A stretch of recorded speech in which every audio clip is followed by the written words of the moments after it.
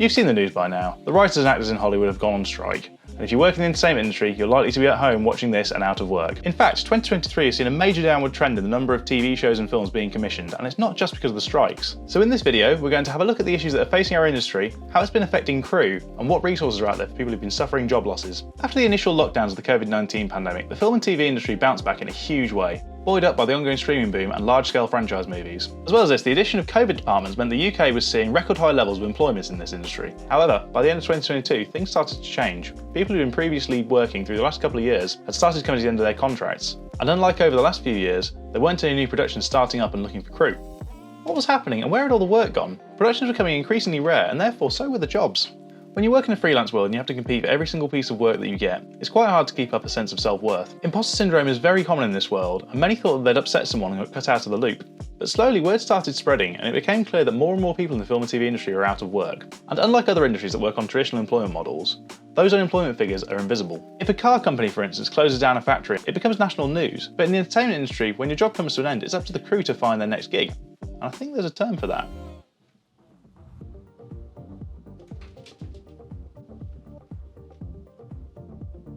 We are now 8 months into 2023 and the numbers paint a worrying picture. Earlier in the year, this report from the LA Times described a 24% reduction in on-location film production and 36% reduction in TV production in the greater LA area. This is pre-strike. I couldn't find the figures on UK film and TV production, but from what I've experienced myself and what I've heard from my colleagues, things are not great. So what's going on? Where did all the work go? And what's in store for the future of our industry? Well, there are a lot of theories floating around, so let's have a look at them all and get a better picture of the whole thing, starting with the big one. Strike-pocalypse! Towards the end of last year, the seemingly endless stream of high-profile productions being made in the UK seemed to be slowing down. And with that slowdown came the rumours of an upcoming writer's strike. A meme here, a social media post there, it was starting to become clear that 2023 was going to be a rocky year. Basically, the agreements for the Writers Guild, as well as the Actors and the Directors Guilds, were up for renewal in 2023. And since the landscape of the entertainment industry had completely changed in the last few years, this was not going to be a straightforward negotiation. With many issues up for debate between the WGA and the AMPTP, the negotiations started at the tail end of 2022 and continued without agreement until the 1st of May. The next day it was official. The writers at the picket lines, and they've now been on strike for over 100 days. Although the writers were on strike, some productions continued to plough ahead regardless, and simply avoided making any written alterations. Fun loophole, under strike rules, you can't alter the written script, but you can run your entire crew ragged by changing everything else. So, some filming did continue, but generally, production across the board slowed down to a trickle. Meanwhile, the Screen Actors Guild was also negotiating its terms with the studios. Similar to the Writers Guild, the negotiations were in regards to long-term residuals on shows and movies, as well as the use of emerging AI technologies. The talks passed their original deadline on the 30th of June, and SAG-AFTRA extended their deadline to the 12th of July. Agreements weren't met, and on the 13th of July, the actors were also on strike. This is the first time American actors have gone on strike since 1980, and the first time the actors and the writers have gone on strike together since 1960. Now, you can kind of make a movie without the writers present, even if the dialogue's going to suck and the plot makes no sense. However, if there's no one in front of the camera, what are you going to film? Any remaining productions still in progress were abruptly shuttered. And the actor strike doesn't just cover them working on set. The strike rules mean that they can't attend interviews, premieres, or even make social media posts promoting their latest work. The cast of Oppenheimer had to leave the premiere in London just as the film was starting, while the strike came into effect in another time zone. Little has been heard from the studios in this time, other than hearsay of them letting it, quote, drag out until writers start losing their homes. As well as Disney head Bob Iger referring to the Guild's demands as disturbing. I don't know what he's got to worry about, he's fine. I mean, look at the size of his house, it's massive. Now, I can hear people asking, how can the strikes be affecting you in the UK if the guilds are American? Now, that's a good question, so let's explain. Some of the largest employers in the UK entertainment industry are the Hollywood studios who film their major feature films in the UK. Disney are based out of Palma for a few years now, with Star Wars and Marvel being two of their biggest franchises there. Warner Brothers bases a lot of its productions out of Leavesden, while Universal has also filmed in the UK on its Fast and Furious and Jurassic World movies. In the world of British TV, things are also tied to the American industry. If you want to get a decent budget for your show in this day and age, you're going to need a well-known actor. That well-known actor's probably appeared in a Hollywood movie at some point, and therefore probably a member of the guild. So yes, this has affected us in the UK. You know, being heavily affected by stuff happening in another country, it's kind of like being Welsh. Streaming boom and bust. So, streaming. Once the exciting new kid on the block, it used to be the David to cable TV's Goliath. Netflix being categorised as a tech company helped them achieve enormous growth in their glory years, for finance reasons I don't completely understand. Something to do with their projected returns, I don't know, I'm not a tech guy, I just make stuff look pretty on telly. I went to the stock market today, I did a business. Anyway, right into the mid-pandemic era, the only way was up for Netflix and the streaming service sector as a whole. People were stuck at home and they needed Tiger King, damn it. I am never gonna financially recover from this. However, the crash started to show as people were able to go outside and see their friends again. All of a sudden that captive audience was able to do other things. As well as this, due to competition coming from new streaming services that just entered the market, things were all of a sudden becoming much more crowded. The later pandemic era saw a number of high-profile streaming service launches, only a few of which could be considered a success. By late 2022, it was becoming clear to the networks that the profitability of this business model might have been oversold. Large sums of money have been spent on lavish, high production value series with limited audience appeal at best. And because the market was so fractured with most shows only available on particular streaming services, it was quite hard for the casual viewing audience to keep up with what the latest hit show actually was. Where streaming, and by streaming I mean Netflix circa 2013, was a simple service that allows you to access all your favourite shows in one place, the landscape was now starting to resemble those complicated cable bundles we were promised it would replace. It seems that consumers' honeymoon period with online streaming services has come to an end. As soon as something unexpected comes along, such as, I don't know, a cost of living crisis, it becomes a lot harder for people to continue justifying that monthly outgoing. Box office flops. Unlike online streaming, traditional ticket sales didn't do particularly well through the pandemic, and I'll let you figure out why. Major studios were desperate to claw back the investments they'd made on major tentpole releases such as 007 No Time to Die and Jurassic World Dominion. They had to hold back the releases for as long as possible to maximise the likelihood of any box office success. 2022 was the first year since the beginning of the pandemic in which ticket sales were not completely decimated by lockdowns. However, aside from a few high-profile successes such as Top Gun Maverick and Spider-Man No Way Home, tickets were still down industry-wide and way below pre-pandemic levels. There is hope that it's going to pick up again, but as trends are shifting, there's a lot of uncertainty about what the next big thing might be. It's probably Barbie. It's Barbie. Yeah, that's... Anyway, in terms of the big franchises, Star Wars wrapped up its big films for now. Marvel literally released a film called Endgame, which makes it quite hard to market something after that. And Fast and Furious is now in its 10th movie, with declining box office take since its peak with Furious 7. That was the best one though, I mean, that safe sequence is sick. Go watch Fast 5. With these franchises having released a number of films in the last few years, we may just have an audience in a state of fatigue. Going to the cinema can often feel like going to an ice cream stand these days, where you just get to choose the flavour of content you want to consume. Space, dinosaur, or car? Studios may need to start thinking more creatively with these IPs to avoid diminishing returns on what were previously surefire moneymakers. While the Oppenheimer phenomenon has dominated the box office, social media feeds, and international relations in 2023, other franchises have struggled to deliver. So The Flash has gone down as a historic flop despite starring multiple Batmen. And Indiana Jones, meanwhile, a 40-year-old franchise starring an 80-year-old star, has failed to capture the imagination of the public. Now, of course, there have been some runaway success stories in all of this. Everything Everywhere All at Once took the world by storm throughout 2022 and got Best Picture Oscar in 2023. As much as I really enjoyed the film, with a budget of $15 to $25 million, it was never going to employ the same amount of people as a major franchise movie. In fact, the studios that have seen solid growth in the last few years have been companies like A24 and Blumhouse, focused mostly on lowish budget genre and art house movies. Again, not massive employers generally in the same way that franchise movies are. However, after a tough few years throughout the pandemic and a shaky start to this blockbuster season, things might be looking up for the old film industry after all. With Barbie, Super Mario, Oppenheimer and Guardians of the Galaxy all performing well, it's expected that this summer will bring in $4 billion in domestic ticket sales. This would bring us back in line with pre-pandemic levels. Add on to that the fact that 20th Century Fox, owned by Disney remember, just made $2.3 billion with Avatar at the tail end of 2022 and into 2023. So yeah, I mean the studios, they're going to be fine. I mean, you know, as long as they can do that again next year. We get filming something, haven't we? Advertising slowdown. Things are not so glossy over in traditional TV, sadly. Both ITV and Channel 4 have posted a 10% drop in ad revenue this year, and commissions have been declining. As well as this, the BBC has had its licence fee frozen. Couple that with high inflation, and they're effectively operating on a reduced budget. Also factoring in not just one but two major international events, namely Eurovision and the Coronation, then that broadcasting budget starts to get eaten into quite heavily. God damn it, it was the monarchy all along! Blame Charles. BECTU declared an emergency in the unscripted sector due to the lack of work in unscripted and light entertainment television. It's unclear how long this slowdown is going to last, but some have compared it to the aftermath of the 2008 recession. AI is coming for our jobs. This one's a little complex. ChatGPT, Midjourney and other AI tools are indeed progressing at an alarming rate. However, the practical applications for these tools and their real-world effectiveness are still a little uncertain. Concerns for people's employment are legitimate, and it's important that we address them and put safeguards in place. One of the issues up for debate with SAG-AFTRA is the use of AI to take an actor's likeness and insert them into scenes where they were not present for filming. This would allow the studios to cut down the number of days they would hire an artist for to reduce their budgets. Although the use of this technology is a concern for actors, writers and artists alike, the potential impact of it is actually a lot broader than just the entertainment industry. It's definitely something that we should be concerned about when it comes to meddling in elections and other worldwide political events. Baby shark doo doo doo doo doo doo baby. Just think fake news on steroids. When it comes to the entertainment industry, it's still an emerging technology, and it's going to be interesting to see how it plays out and how audiences react. And based on reactions to recent examples of actors being replaced by CGI and even being brought back from the dead, it's going to be a really mixed bag. A shout out to the Fast and Furious franchise for possibly featuring the most respectful example of this phenomenon. The use of AI is something we're going to have to cover in a future video. But if you want to learn more, Patrick H. Willems and Corridor Crew have both covered this subject with two vastly different approaches, so go give them a watch.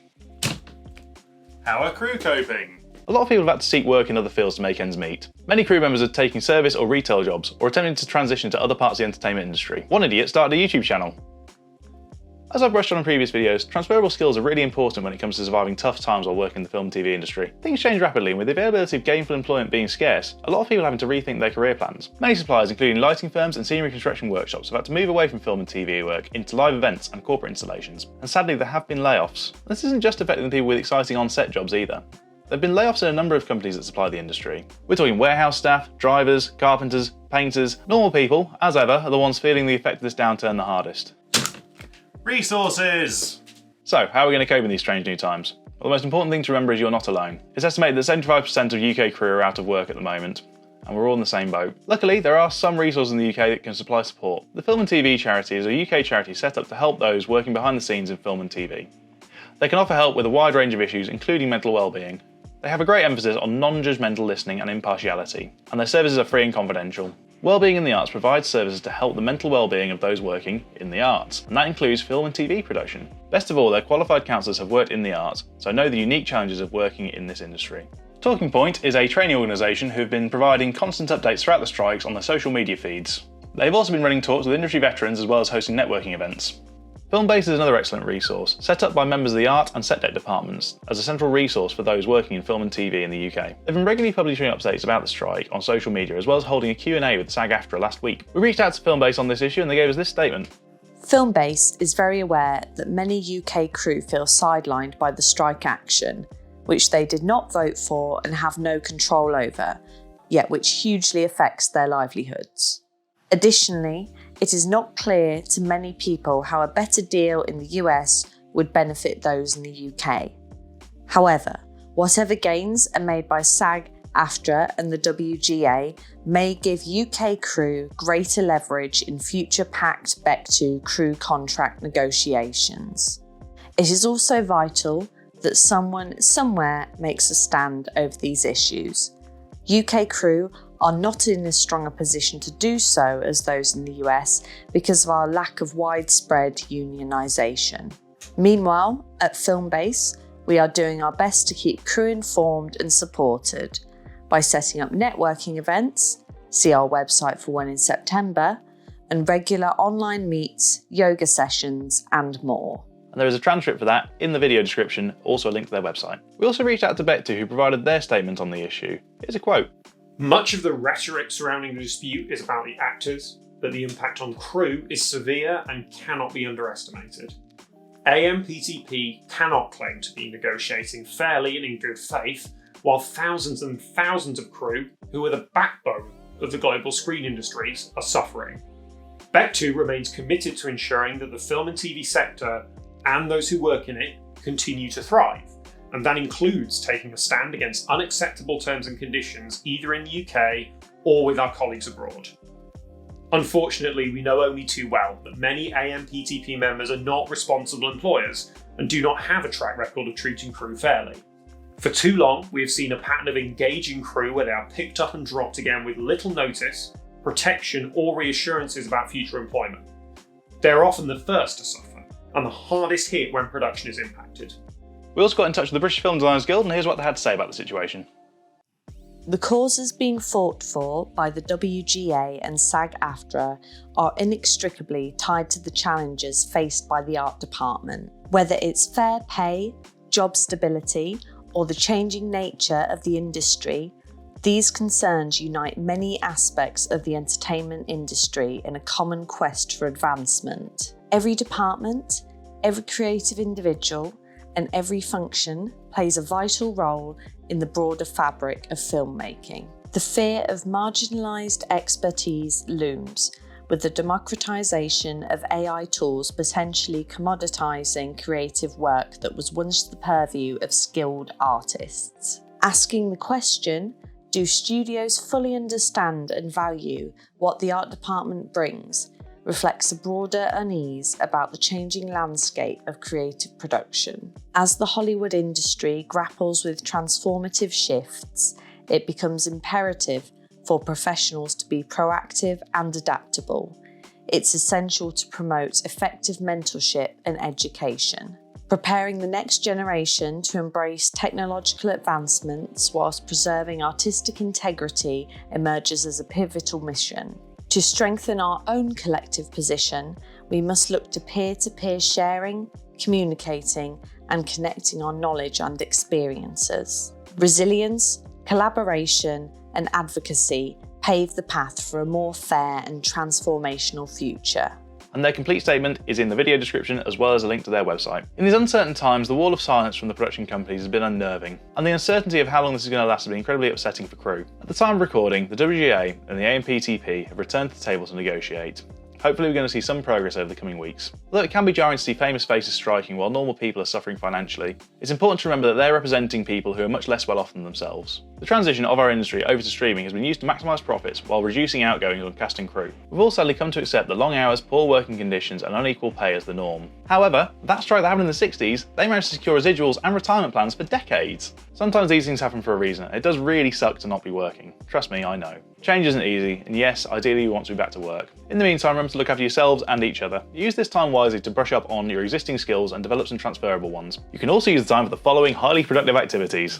Insisting that I'm definitely going to learn Rhino, getting some sick Wordle guesses, watching Fast 5 again, memorising all 50 American states, watching the end of Better Call Saul, memorising all 47 European countries, completing Sonic Mania on the Nintendo Switch, allowing the 3-month Rhino trial to time out, memorising all 54 African countries, painting your front door pink, cleaning the car, realising that Rhino's really stingy with dummy email addresses for its trials, memorising all the Asian countries. Okay, you get it, I'm bored, I want to get back to making stuff. So we've got a bunch of reasons why the industry's ground to a halt this year. It's very easy to point at the strikes as the sole cause. The reality is we're going through a rocky time. The economy is struggling and there are major geopolitical events happening across the world, the economic impacts of which are going to hit our industry in some way. But, on a more positive note, with box office ticket sales back on the up, the studios are going to be clamouring to get their slate ready for next year's summer season. And even with streaming not seeming quite as fruitful as it was a few years ago, Netflix managed to turn things around from a rough 2022 by cracking down on password sharing and introducing a lower cost tier with ads. So even though I'm not excited about ads on Netflix as a consumer, the thought of lucrative commercials work is very appealing right now. So here's hoping we all get back to work as soon as possible. Okay, quick update since the original recording of this video. There have been reports of producers trying to use the current job market to push down rates. Shame. Bad vampire. Shame. We do understand that in this climate it's very difficult to turn down work or even negotiate. However, we do recommend that... Oh, hello Salem. However, we do recommend that crew members challenge this if possible and get in touch with BECTU if they experience it.